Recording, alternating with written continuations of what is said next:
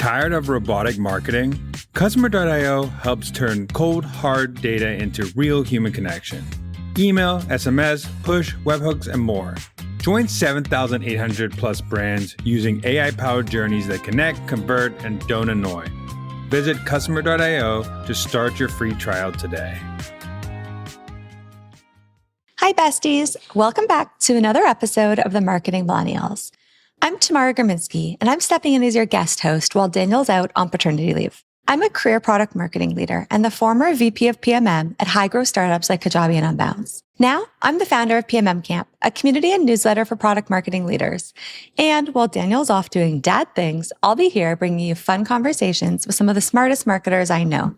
Today's guest has had one of the most unconventional marketing careers you'll ever hear about. Harvey Lee went from touring the world with literal rock stars to launching the first version of the Xbox. And along the way, he's built a career entirely on his own terms. In a world that tells marketers to climb the ladder step by step, Harvey's story is proof that there's another way. We're talking about how to define what success looks like for you, how to design a career path that actually gets you there, and why thinking beyond the standard path might just be your biggest advantage. Welcome to the Marketing Millennials, the No BS Marketing Podcast.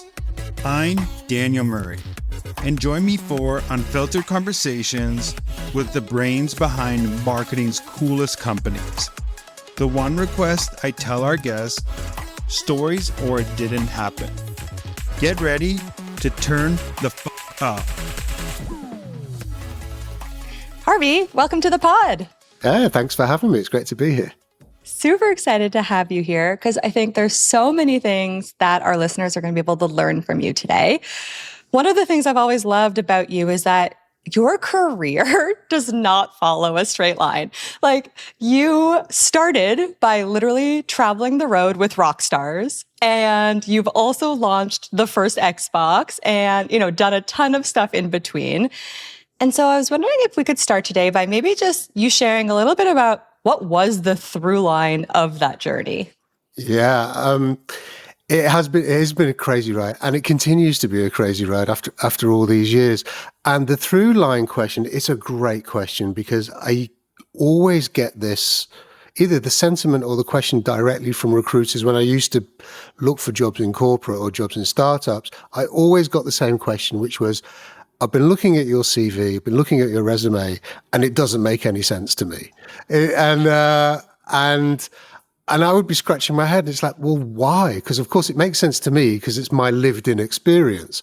But through recruiters' eyes, they would see that I moved from the music industry to video games to cybersecurity to print, back to cybersecurity to community to consulting.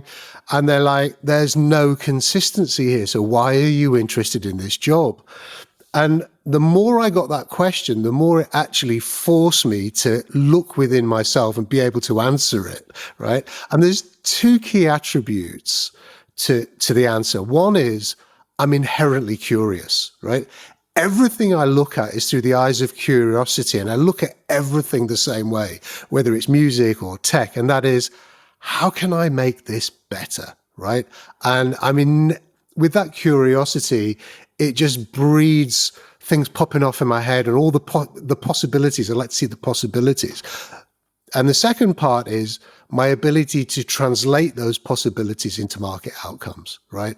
So whether it's complicated tech or something difficult to be able to articulate to a customer that may not have ever heard of your product before, I'm able to translate it into language that they can understand, right? And that's not just about copywriting, but it's about defining and articulating the value proposition, working on the copy, working cross-stakeholder, so on and so forth. So there's that translation piece. And where those two attributes have always landed me is the through line. And that is, I've always ended up in organizations in need of innovation.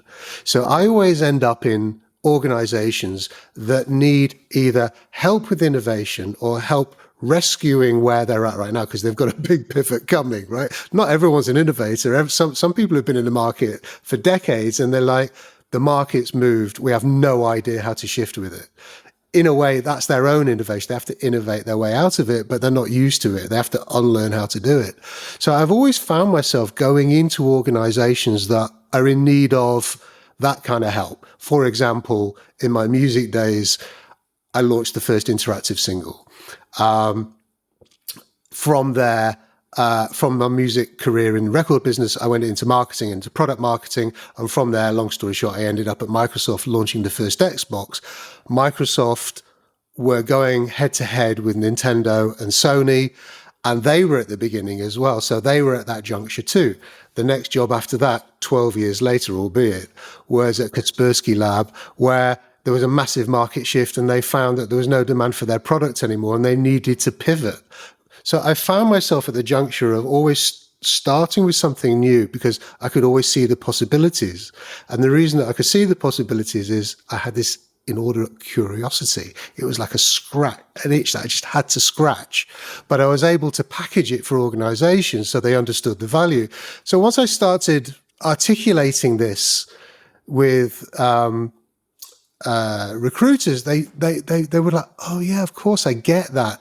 But when you look at the actual resume itself, just because of the way resumes and CVs are listed, it's just a list, right? They look at the list and go, there's no sequential order to this, but they don't see it. But if you look at it retrospectively and understand the virtues of curiosity and translation, then all of a sudden the penny drops and we move on to the next question. Yeah, I love that. And I think you just mentioned there at the end, it's like, yeah, in retrospect, and I think in hindsight, you can clearly see the through line. I'm going to assume that while you were actually moving through that journey, perhaps it was less clear in the moment. But I'm curious, was there an actual moment in your career, maybe earlier on, when you realized you didn't have to follow kind of the standard marketing path? Because as you mentioned, you've really explored a bunch of different roles in marketing. Yeah, well, there was two, but actually just to your previous point about retrospective, it's always easy to look at your career retrospectively and have that epiphany moment of, well, of course it was that way. But you actually just touched on something that's really, really important, because when you're in it, it's never clear. So when you're looking forward, you can't see it. When you look back, it seems blindingly obvious, right? So being able to get to a point where you can see things looking forward is incredibly empowering, right? But anyway, we'll come back to that anyway. So the question is, understanding that I didn't have a traditional path in marketing. Well, there's two answers to that question, right? The first one's somewhat not hilarious, but it is what it is. I left school in 1984, and I'm sure that some people listening to this are thinking, my parents weren't even born then. I left school in 1984, and it was a very, very different world, right? And so I left at 15. Most people didn't go to university when they left school, about 10%. Now I think it's 50%. But I left school not covered in clover or glory, but I left school with very little in terms of qualifications or glory. So I didn't have a choice. There was no offer of a standard career available to me. So I had a choice. I could either fight or flight. It was either I was just going to be able to take what was available for someone in my situation, a teenage school leaver with very few qualifications and not much hope, or I could try to forge something for myself. And I spent a few years, not many, but a few years, and I wrote about this in my first book, Backstage Pass, about trying to forge my way and try to conform to what was expected of me in society by, no less my parents at the time as well. And, I took jobs and training schemes at the department store Marks and Spencer, which in the UK is a huge institution. And it was okay, but it just didn't light me up. And, I spent maybe 2 or 3 years doing that. And by the time I was 17, I had this calling of a realization, really, that I am not going to conform. I'm clear I'm not going to conform to the standard path that all my friends were on or my peers. But I wasn't quite sure what it was going to be. But I knew what I wanted it to be. And that was, a career in music. But being a 17-year-old living at home with your parents in Manchester, 200 miles away from London, makes it somewhat challenging. Anyhow, long story short, I I set out on the path in music, as many people know, but there was a major moment that I think most people probably will identify. And it was in a meeting, actually, when I was at Microsoft, in the Xbox team. And we were sitting around in the boardroom, and the executives were talking about challenges they were having with our messaging reaching an audience in Germany, for example. And everybody was looking at frameworks and trying to look at the problem through the same lens, right? And no one was getting any answers because we'd already tried that and failed. So it's like, well, what else you got? And I came up with, well, you know what? And I came up with some very human-based human behavioral, factual ways to address the messaging challenge to the teenage audience in Germany. And it came out of my human behavior background in the music industry, studying audiences, studying record buying public. And what I did is that I transferred my knowledge from that industry sideways to a different industry and not rubber stamped it, but imprinted it on this problem. And the execs were like, that's exactly how we should be handling this. And from that moment onwards, I realized that actually skills can work upwards, they can work vertically, but they can be more effective if they work laterally or, sideways. So taking your skills and being able to put them and transfer them sideways to a different situation, different problem, same solution, right? Was incredibly enlightening. And I realized that actually, if I think the same as everyone else, not only am I no better than anyone else, and I don't think I'm better than anyone else, I'm not that kind of person, but it's not going to differentiate my career or my prospects. So I can make a choice to think differently, and sometimes it's going to work for me, and maybe sometimes it's not, and I've got both experiences. But more than less, it served me really, really well. And it's differentiated me, and it's helped me position into all the positions and all the opportunities that I've had ever since. So I stayed with it. I love that. And I like that you mentioned conformity and almost conforming to what you mentioned society had in mind for you, or your parents, or whoever. Yeah. Probably even originally your own, once you got into a career, your own vision of like, this is what success might look like. Yeah. And I know, because we've talked about this before, that you've kind of had to go on that journey of redefining what success has looked like, when you started out in your career to where you are now. I'd love to hear just a little bit more about that journey, and specifically within the lens of, for marketers listening today who are trying to figure out what their version of success is, not what society wants to define as success for them, not what their parents do, maybe not even what their boss wants to define for them. Like, how can they start to really get down to what does success look like for me, not just what looks good on paper? Well, I think that we've got to actually accept some of the facts in today's world, right? And today's world doesn't match yesterday's world. Let me explain briefly. The standard path for careers is frankly pretty much extinct. It doesn't exist anymore.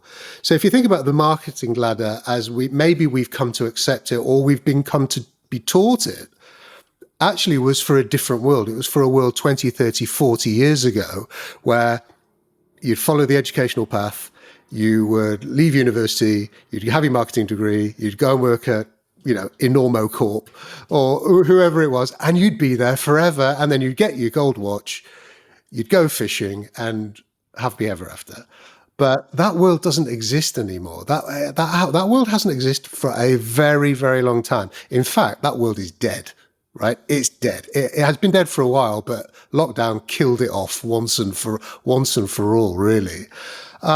Today's marketing careers really requires people who understand nuance, understands audiences, community, micro audiences, cultural nuance.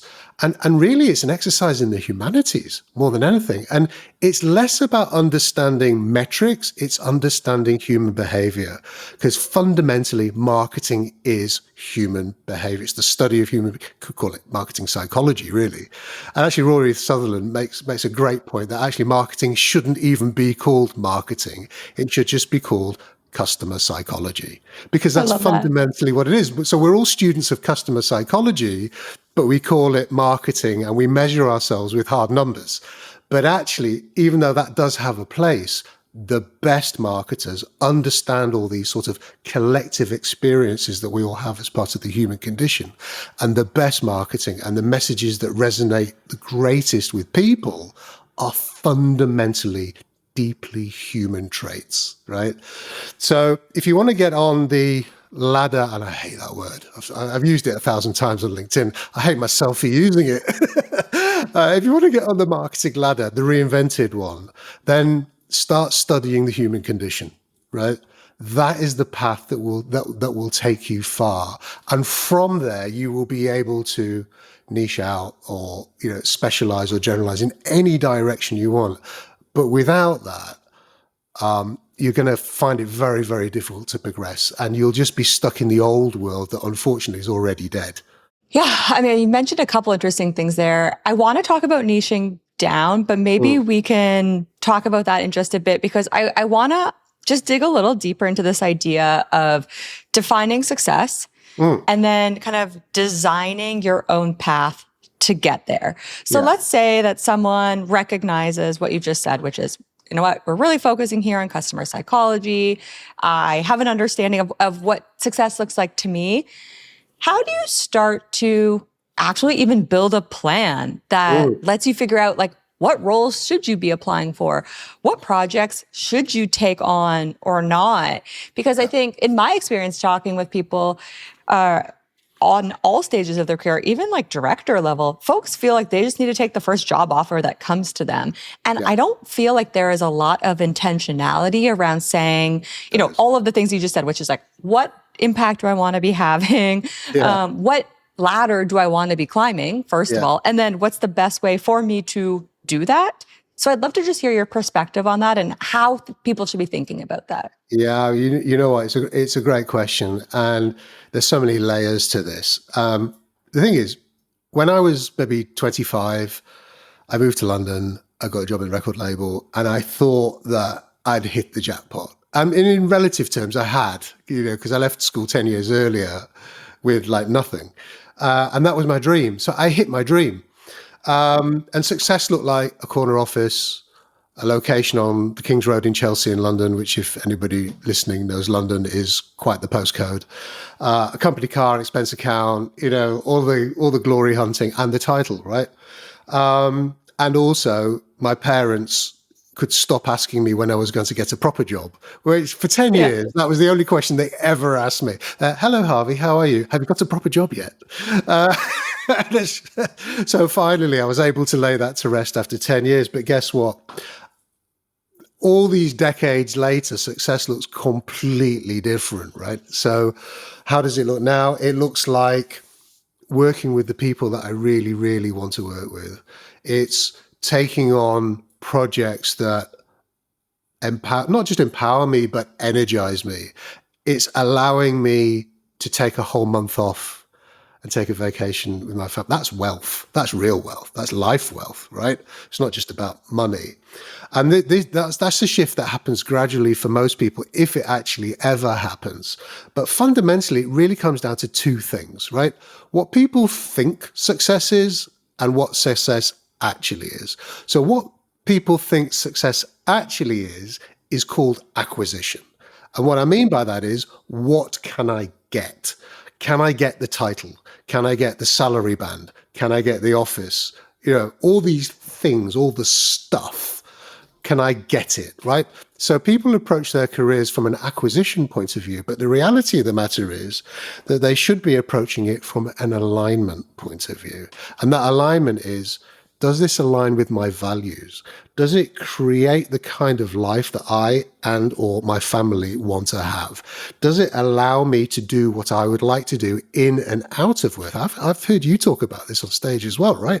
It's like, what is wealth? And the fundamental part of this, even though it's about impact and autonomy, is that alignment is really an individual thing. So society and careers and everybody has an opinion about what success looks like, but the reality of it is, it's a very, very personal question, right? Success is what you as the individual define it to be. And it doesn't necessarily have to be tied to acquisition. It doesn't mean the title. It doesn't mean the salary banding. It means what you want to build, the values that you want to put down and live by and stick to, right? Some people put values down and then fall back into the acquisition mode and go, well, this job came up and it had this huge title and I thought I would take it. Guess what? 6 months later, they're back in the market for another role again. It never works out. So for me, defining your own success is about moving away from acquisition and moving towards alignment and defining that alignment on values that are key for you. And don't worry about what anybody else thinks. That framing makes so much sense for me. And I like how concrete you've made it, because I would agree. I think most of us are taught to acquire things. That's literally how we're grown up. Yeah, and I've been there as well. Yeah, and you think it makes you happy, and it does for about 10 minutes. It's like a sugar rush, and then you get the blood sugar crash. It's like the reality. It's like, well, I got the office, I got the salary, and then your boss or the CMO, whoever it is, comes in with this huge stack of papers and goes, "There's your workload," and all of a sudden you get this sinking feeling going, "I'm empty inside." Right? That's because you're not aligned to your values. We are all marketers here, so I'll say it. I hate batch and blast messages. It's not 2010 anymore. We've got data, let's actually use it. That's why I love Customer.io. It helps you turn first-party data into personal messages across email, SMS, and push. Build it, automate it, and make it not suck.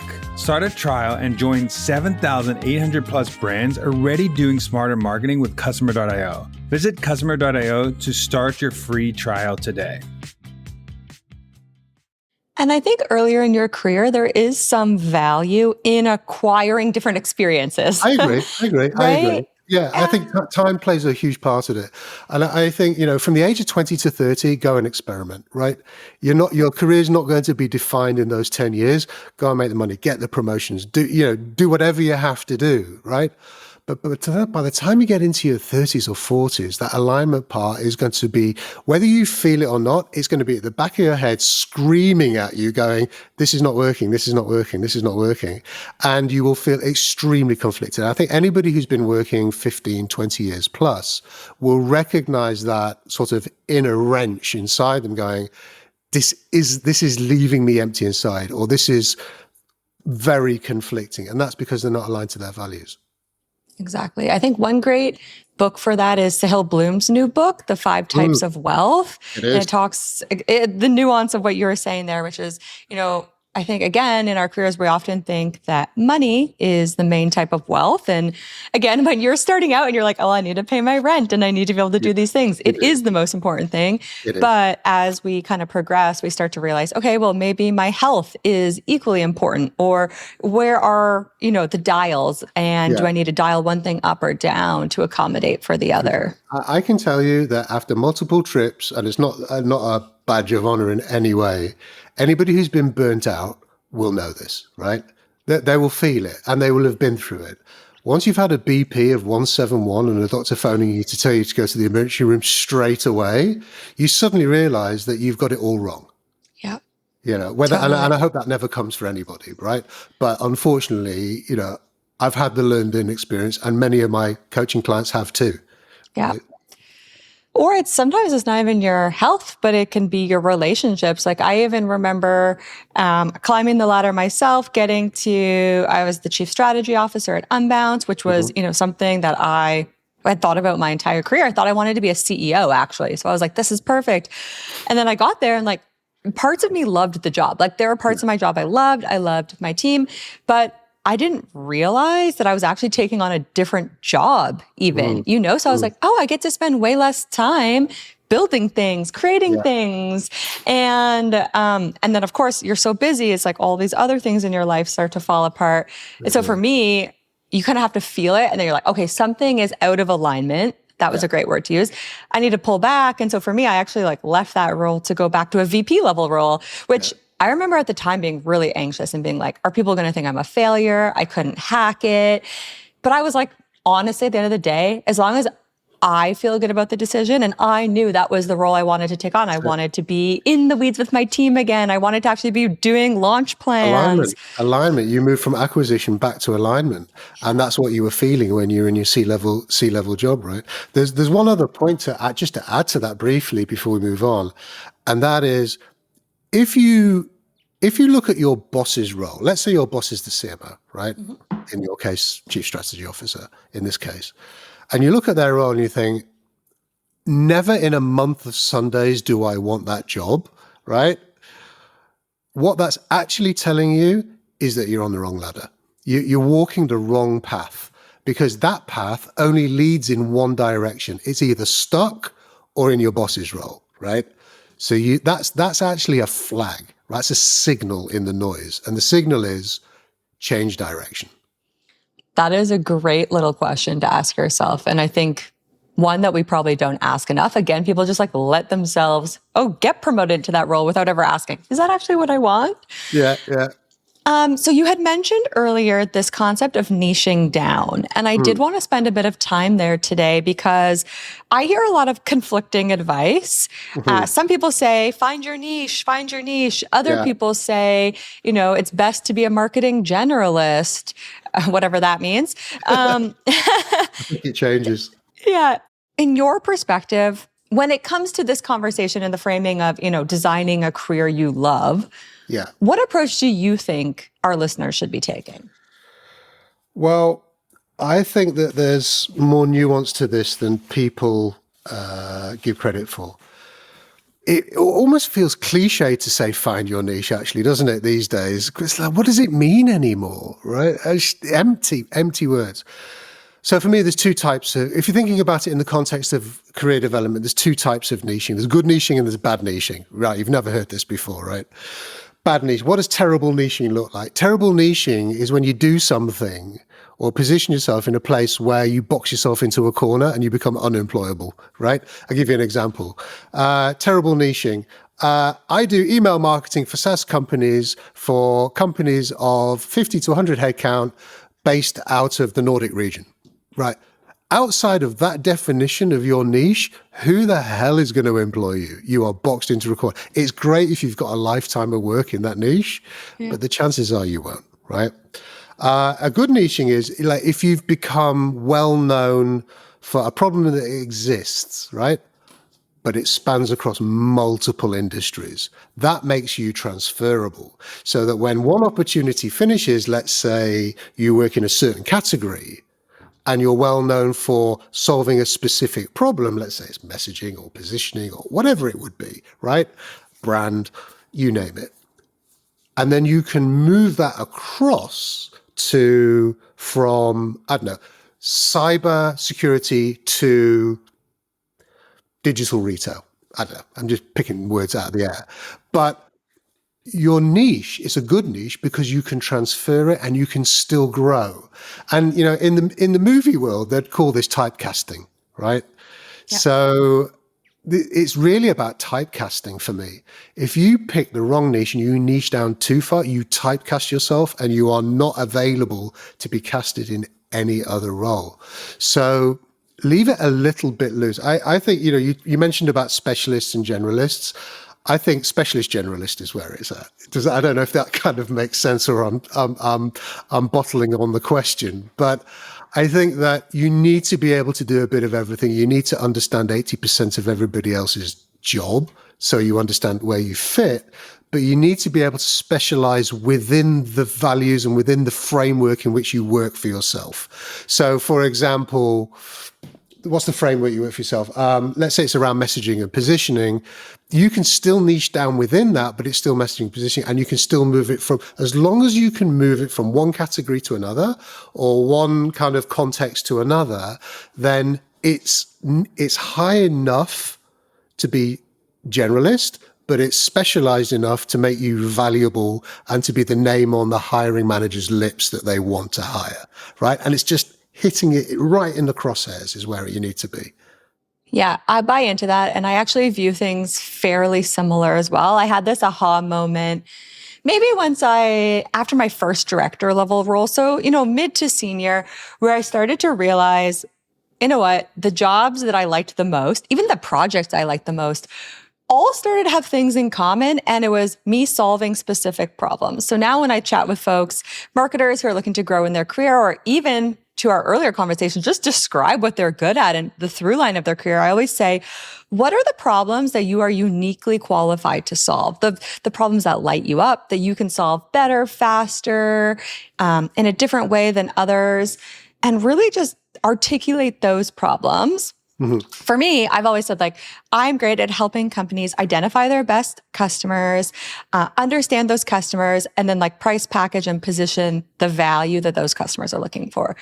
Now, the great thing about starting with problems is that typically it will lend itself to a certain type of company. Because a lot of people, I'll get this feedback too. It's like, well, anyone could find me useful. And that's not quite true. Like, yes, you can be transferable, but there's probably a type of company that needs you more, that would be willing to pay more for you, right? And I think that's what I love about this approach is you can say, well, maybe the problems I solve are really important for growth stage businesses, right? For me, that's the case. My whole career has been built around growth stage, and that means different things to different people. But the company's at a certain stage where they really need that problem solved. Doesn't mean I can't go solve that problem for someone else. It just means these people find me the most valuable. Yeah, I mean, most of my consulting clients tend to be mid-market. And the reason that I fall into mid-market, and it's kind of happy accident really, is that and it's not because I'm too expensive for startups. It's not the case. It's just I don't solve their problems. It's to your point. It's like they don't need me. They've got different problems, right? The enterprise guys, they got agencies at their back pockets. They, huge teams of people throwing money at it. But the mid-market guys have a pain point, and that is, we know how to get where we want to go. We don't have the resources. We don't necessarily have the specialized expertise, but we do have enough budget to bring in the expertise to execute if we needed to.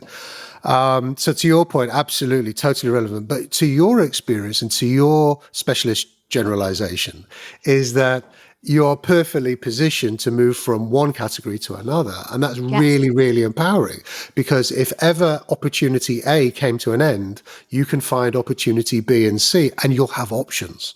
Yeah. It won't just be, I have to take the first job that comes. You'll have options. Yeah. And that's been my experience as well. So a lot of people are probably listening and they're saying, well, maybe now I could go back and articulate the problems I'm great at solving, but that doesn't help the last 10 years of my career. And maybe they're starting to feel a bit anxious, like, well, I did jump between some different niches, or maybe they're looking at their CV and feeling like it looks a little scattered. Can you leave the audience today with just a few actionable pieces of advice of like how to start to make sense of their career story if they're feeling they're in this position? Yeah, you know what? There's more people out there with a messy CV than there are with a tidy one. So if that's you, you're not alone, right? You are absolutely not alone. It's not just me. There's millions of people like me, with a messy CV. And whether it be through my coaching clients or just being in and around people who've had a similar problem, it's not a unique problem, but a lot of people think the same way about themselves, and they think that it is in itself a problem. Well, I'm here to tell you it's actually not, and you can turn that messy past into a future-proof career just by following a few steps, right? That messy past, what you think is a competitive disadvantage, actually could be your competitive advantage in what is a sanitized, vanillaized world, right? Well, it is, isn't it? Let me just call it what it is. And I think one of the biggest parts we've already spoken about quite a bit of this already. One of the biggest parts is about taking that messy past and reframing it, right? So again, how do we reframe it? So if I just use myself as a case study, but for anybody listening, just think about how the analogies relate to you, right? So music industry taught me how to deal with difficult internal customers, promoters, artists, which now are coders, development teams, how to talk to audiences, how to refer to audiences, how to deal under pressure, tour logistics. And I transferred those sideways into the corporate environment. It's like tour logistics became launch planning, right? Audiences became segmentation. So think about it in those contexts. It's like, well, I've got all these things over here and it's all a big, horrible mess. It's like, no, it isn't. Reframe it into your new context. Move it sideways, right? Video games, my time at Xbox, I learned how to build a brand from nothing whilst taking on huge incumbent competition, right? That taught me how to scale massively. So how to scale a tech product massively with and without budget, because we had both scenarios going on. So again, what is your equivalent of how you reframe it and then how you transfer it into your new context? That's a really, really big one, right? The other one is just moving away from acquisition and defining your values, I would say. And if I was going to give marketers listening like one piece of advice,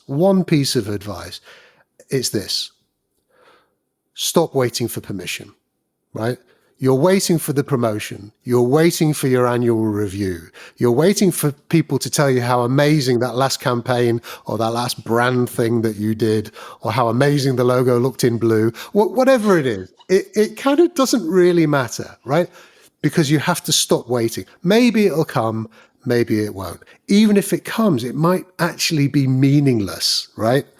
So you have to stop waiting. A lot of people say to me, but I want to work in strategy. I want to do this, and no one's giving me a chance. And I look at them with cold, steely eyes, and I think they probably think I'm going to kill them. And I look at them, and I look like, so what's the problem? They're like, well, the way that you're framing the problem is that other people are the problem. And actually, that's not the problem. You've got the wrong problem. The problem is you're doing nothing and you're waiting for permission.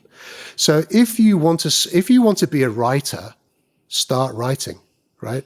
If you want to be a designer, start designing evenings and weekends. Just take the first step to the future that you want in your current reality. If you want to be strategic, and I hear this again over and over again, you've heard it loads as well, right? It's like, well, my company just wants go to market, or they just want brand, or they just want execution, and they just want digital performance marketing. They don't want strategy. So I'm not going to try. It's like, again, it's waiting for permission. And I say, you know what? With one question, you can change that, right? And they say to me, what do you mean? And I say, the next time you're in a monthly business review or whatever meeting it is with someone vaguely important, right? Rather than just say, this is what we did, reframe the question to, this is what I think we should do and why, right? And start asking strategic-led questions, showing your insight. And the more times you do that, the more consistent you are across multiple people, people will start to see you as a strategic thinker, right? Be the role that you want in the future. It doesn't mean you have to change jobs. It just means you have to start asking different questions, right? So stop asking for permission. I love it. I think that's the perfect way to wrap up today's conversation. And we like to end every episode of the Marketing Millennials the same way, which is, Harvey, what is one marketing hill you would die on? I love this question. I had to think over and over and over about this question because I had quite a few answers. So here's my answer, right? The marketing hill that I would die on is that human connection beats optimization every single time. So when you're looking at your KPIs, you're looking at your growth, you're looking at this, that, and the other, that's fine. But we work with real humans, with real human problems. And those real humans internally need to trust you. And those humans that you're selling to, that you're marketing to, also need to trust what you're communicating to them as well. So, we've all seen it, teams of marketers obsessing about conversion rates and, what's the data or what I'm going to put in my OKRs and this, that, and the other. And it's all well and good. It has its place. It's not a takedown, right? It has its place. But real marketing, if we want to call it marketing, real marketing is built on genuine human insight. And that genuine human insight is not algorithmic optimization. So position yourself in the humanities, not in the sciences. So we all get quite hot under the collar about STEM-based stuff. And it has its place. But actually, and I'll leave you on this as well, one of the most interesting books that I read in the past few years is called Sense Making. And it's written by a guy out of Denmark who I actually worked with about 12 years ago.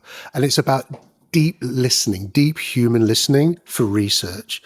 And one of my key takeaways from that book, Sense Making, and working with the Red Agency, actually, it was that the top CEOs, the CEO of Ford, the CEO of Samsung, I mean, you name them, none of them have STEM-based backgrounds. They all have backgrounds in the humanities. And the reason for that is that we live in a very human conditioned world. And as marketers, we must never, ever forget that.